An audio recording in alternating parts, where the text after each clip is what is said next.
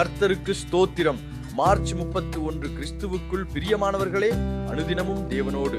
இன்றைய தலைப்பு, கனி தரும் விசுவாசம் பட்டுப்போன அத்திமரம். இயேசு அவர்களை நோக்கி, தேவனிடத்தில் விசுவாசம் உள்ளவர்களாயிருங்கள். மார்க் 11:22.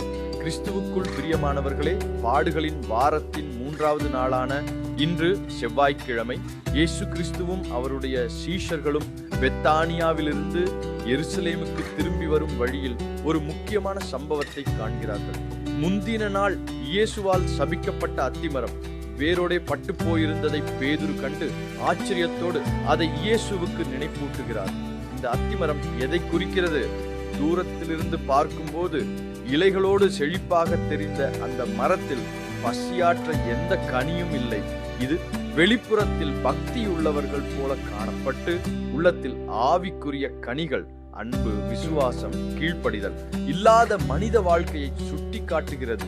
தேவன் நம்மிடம் வெறும் இலைகளை, வெளிவேஷமான பக்தியை எதிர்பார்க்கவில்லை. மற்றவர்களுக்கு பயன்படும் உண்மையான கனிகளையே எதிர்பார்க்கிறார்.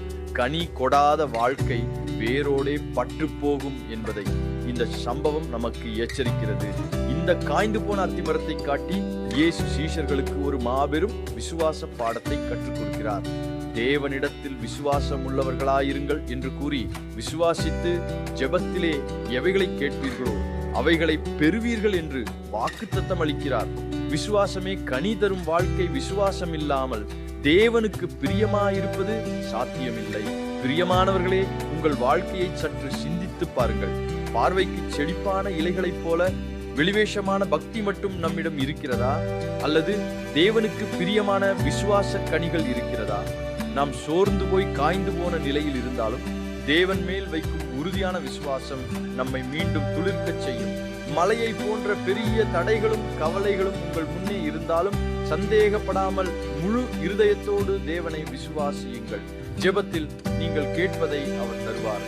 உங்கள் வாழ்க்கை காய்ந்து போன அத்திமரத்தை போல அல்லாமல் விசுவாசத்தினால் கனி தரும் செழிப்பான மரமாக மாற தேவன் தாமே உங்களை ஆசீர்வதித்து வழி நடத்துவாராக. ஆமென்.